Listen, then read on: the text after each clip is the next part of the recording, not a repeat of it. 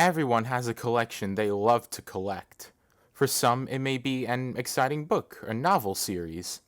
For others, it may be paint and paintbrushes. But for me, my collection is records, or more specifically, vinyl. Since late May of 2018, I've been collecting vinyl from several of my favorite artists, from the Beatles to Metallica. Now, I would love to show you my entire collection, but to do that in one video would take over 2 hours long, which would become a little boring. So to make it a little more watchable, I split my collection into a series, which meant that the videos would now take less than 1 hour long each. In early August 2025, I went through my entire collection to see how I would split this collection up. I decided that the best way to make these videos more watchable was split them into when I got each of them. In this video, I will be taking a look at all the albums I got between June to August of 2025. Okay, and now it's time to look at my most recent batch of albums that I got for this year. So, first up, I actually got this as the same time as the Morrison Hotel album I reviewed in last week's video. This is Metallica's 1998 album, Garage Incorporated. Again, through Blackened Recordings.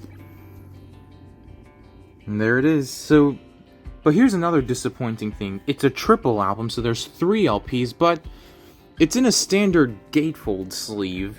I would have preferred if they had done like a box set or a trifold design, but at least they did get some kind of a gatefold sleeve in here. Unlike, say, you just simply jam it into a single sleeve. But I'm glad they at least got some kind of a gatefold sleeve, if a kind of a cheap one. So, wild guess as to where I got this from.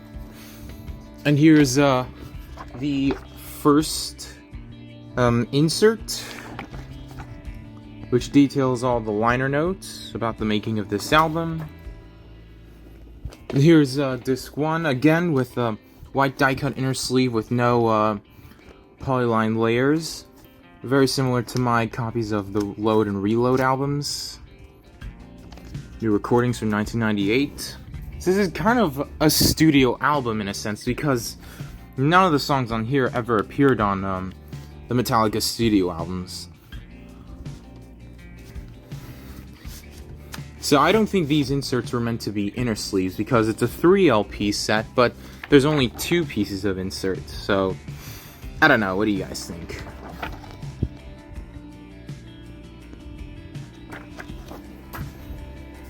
And here's disc 2. We have additional new recordings on side 3, and the entire Garage Days Revisited EP on side 4. And here's disc 3, which comprises of non-album B-sides that they released, which are all covers.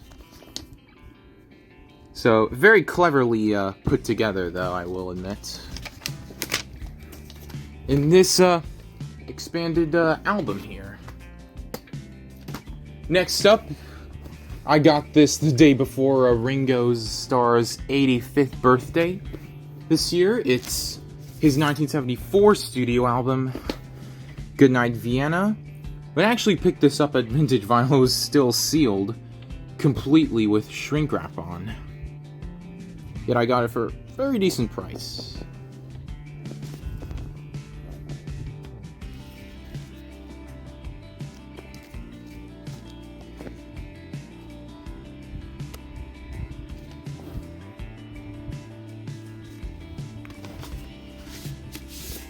Yeah, there's that Vintage Vinyl sticker. We have the original inner sleeve here,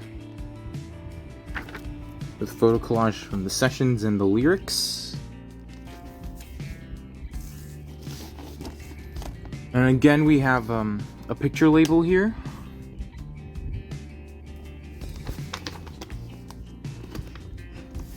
But a real nice addition to my rock vinyl collection, especially for a giant Beatles collection that I have. And it's only gonna grow from here. And then After years of wanting to find one, I finally got it. This is Van Halen's second studio album, Van Halen 2. I had to wait for 4 years to get one. After I got the debut album, which is crazy, but I finally got it. Warner Records Incorporated. And there it is.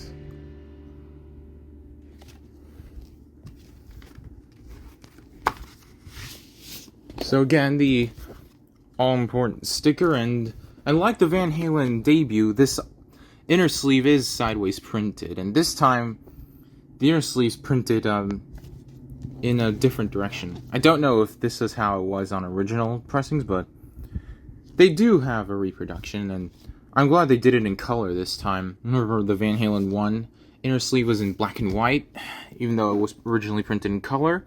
Okay, so there's the Warner Records label. It's a different one than what was on the debut album. But there it is. Great album, this one. And now we come to a cleverly designed compilation album. This is a Yardbirds album. This is a collection of their UK and US B-sides from the 1960s called Psycho Daisies, which was named after one of the tracks on here.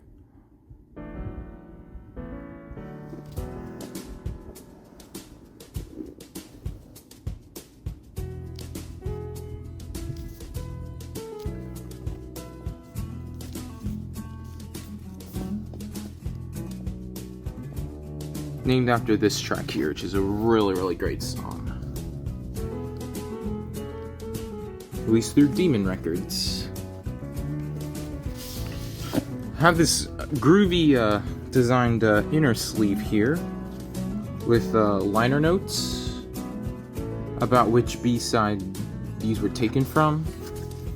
And a specially colored vinyl here. This is a purple and orange splatter vinyl here, which looks really, really cool, this one. I mean, look at this, and there it is, in all its glory.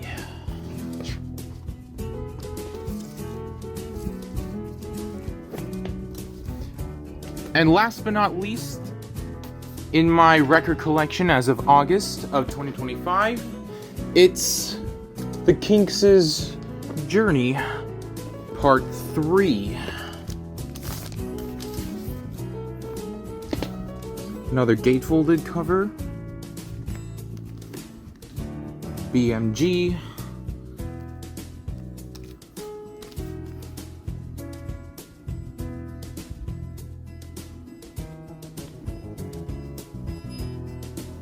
There it is.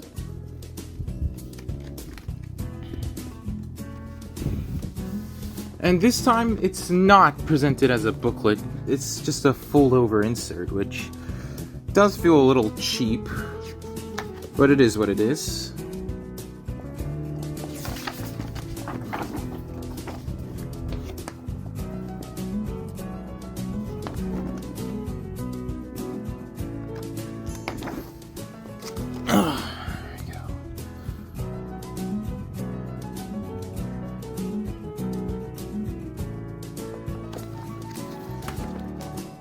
There's the back, advertising the Journey Parts 1 and 2. And of course we have white polylined inner sleeves with similar looking picture labels on both discs. So I'll show you what each of that looks like. So 1977 to 1984 newly remastered on disc 1.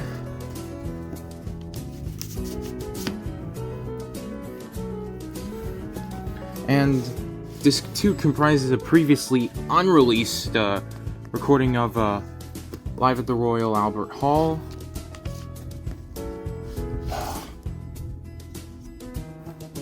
And there it is.